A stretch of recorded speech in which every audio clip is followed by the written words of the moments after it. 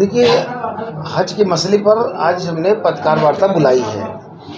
पिछले 5 वर्षों से जिस तरीके से हज पे जाने वाले हमारे हाजियों के साथ में सरकार की कुप्रबंधन और ख़राब व्यवस्था के चलते उन हाजियों ने तौबा कर लिया कि हज तो कर लिया, लेकिन वहाँ की जो व्यवस्थाओं से इतना ज़्यादा वो दहशत में आए कि फिर आने वाले लोगों को उन्होंने संदेशा दिया कि हम चले तो गए, लेकिन बड़ी परेशानी हमें उठानी पड़ी।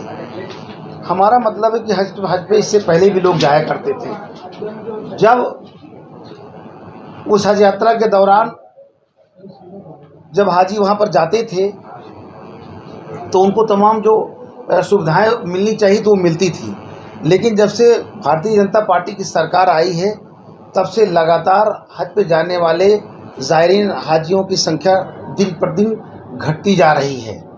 उसकी वजह ये है कि आज 23 तारीख लास्ट डेट होने जा रहा है और अब तक 10,000 भी फॉर्म नहीं भरे जा चुके हैं। जबकि पिछली सरकारों में, जब हमारी समाजवादी पार्टी की सरकार हुआ करती थी या इससे पहले भी सरकारें हुई हैं, इस सरकारों में 60 से 65 हज़ार लोग फॉर्म भरते थे और उस पर 30,000 का कोटा होता था।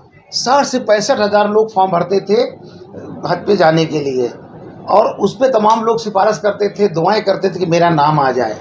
आज दिन पर दिन स्थिति ये हो गई कि हाजी हज यात्रा पे जाने को तैयार नहीं है।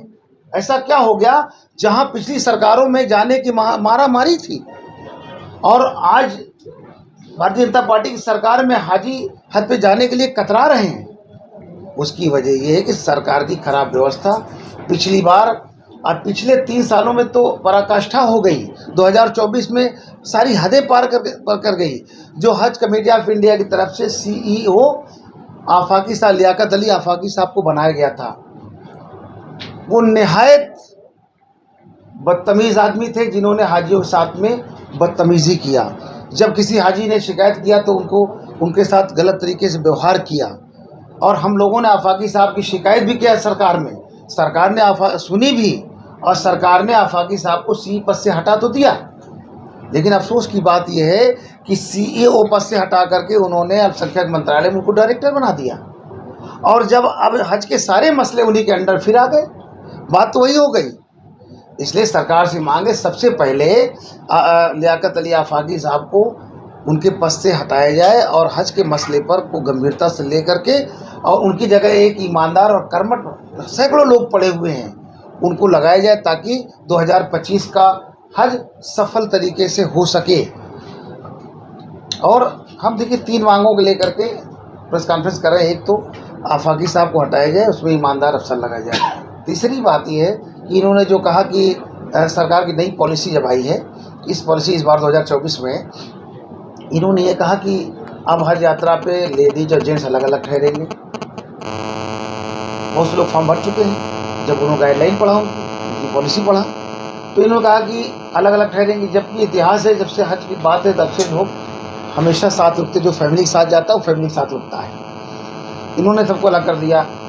भारत के अंदर 90% लोग जो बूढ़े ज़ईफ़ हैं वो हज की यात्रा पे उम्र के आखिरी पड़ाव में जाते हैं और ऐसे में वो तमाम बीमारियों का सामना बहुत लोगों को रहती है।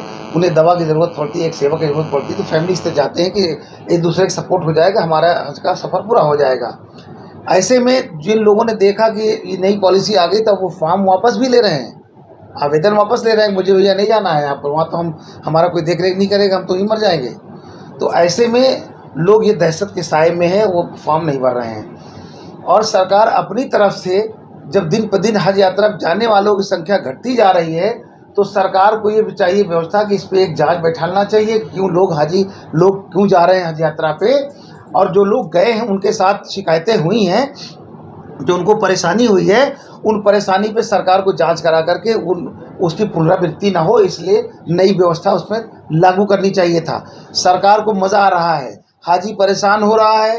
होटल के अंदर गंदे बिस्तर हैं, टूटी टाइल्स है, टॉयलेट गंदा है, टूटी खाट है, चारपाई टूटा हुआ बेड है और AC बिगड़ा हुआ है। उसकी वजह है कि जब हज पे जाने की बात हुई, हाजी 4 लाख रुपए जमा करता है और 7 लाख रुपए टूर से जाने में जमा करता है, तो उससे सारे पैसे वसूले जाते हैं, अच्छे रुकने ठहरने की सारी व्यवस्थाएँ। लेकिन वहाँ जाने के बाद जब भारत में सारा कुछ सब कुछ हो जाता है, उसके बाद जब देश विदेश से आकर के होटल लोग वहाँ बुक करा लेते हैं, तब भारत से लोग होटल बुक कराने जाते हैं। ऐसे में तमाम खटारा होटल, गंदे होटल दूर दराज मिलते हैं और हाजियों को इसका परेशानी का सामना हाजियों को उठाना पड़ता है। इसलिए सरकार से हम चाहते हैं कि सरकार आफाकी साहब को हटाए और महिलाओं की जो अलग अलहदा करने की बात है, वो पुरानी व्यवस्था, पुरानी पॉलिसी को उसको लागू करे। और तीसरी बात ये है कि हज पे जो लोग भी जा रहे हैं, जो सरकार ने पिछले बार वहाँ की हुकूमत ने, सऊदी हुकूमत ने ये देखा कि जो हाजियों को दुश्वारियों मेरी तरफ से अगर कुछ हुई है, तो उन्होंने 68 करोड़ का कंपनसेशन दिया कि हाजियों को पैसा वापस कर दिया जाए। सरकार ने अभी पैसा वापस नहीं किया है। और इस बार जो 2024 में हज पे गए थे, जो लोग जिनका पैसा बचा था, कायदे से पैसा उनको वापस करना चाहिए। अभी किसी के कौन पैसा नहीं गए हैं। तो ज़बरदस्त भ्रष्टाचार हज कमेटी ऑफ इंडिया में बैठे उनके अधिकारी पदाधिकारी सरकार के साथ मिलके बदर बांट करके भ्रष्टाचार व्याप्त है। और जब जहाँ पर भ्रष्टाचार हो गया, सरकार को ईमानदारी से अगर सच में वो हाजियों के प्रति इतनी गंभीरता से विचार कर रही है, तो इन मुद्दों पर उन्हें विचार करके और जांच करके दोषियों को सज़ा देनी चाहिए, अच्छे लोगों को हाजियों की सेवा में लगानी चाहिए। लेकिन सरकार इन सब पे चुप्पी साधे हुए है। जिस तरीके से उत्तर प्रदेश के अंदर मोहसिन रजा हज कमेटी, यहाँ की उत्तर प्रदेश हज कमेटी के अध्यक्ष हैं, उन्हें कोई लेना देना नहीं, वो सिया समुदाय से आते हैं। और सिया समुदाय के लोग, जो यहाँ 2% लोग हैं, उसमें से लोग बहुत कम जाते हैं हज पे, और ज़्यादातर सुन्नी समुदाय से लोग जाते हैं। तो सरकार को चाहिए कि यहाँ पर एक हज कमेटी का जो चेयरमैन बने यूपी का, वो किसी सुन्नी समाज से हो, ताकि वो उनके लोगों को अच्छे से समझ सके। लेकिन मोहसिन रजा के बारे में इतने बार हमने कंप्लेन किया, और वो सरकार के किसी न किसी मंत्री के साथ रह करके वो अपने आप को बचा ले जाते, अपनी कुर्सी बचा ले जाते हैं।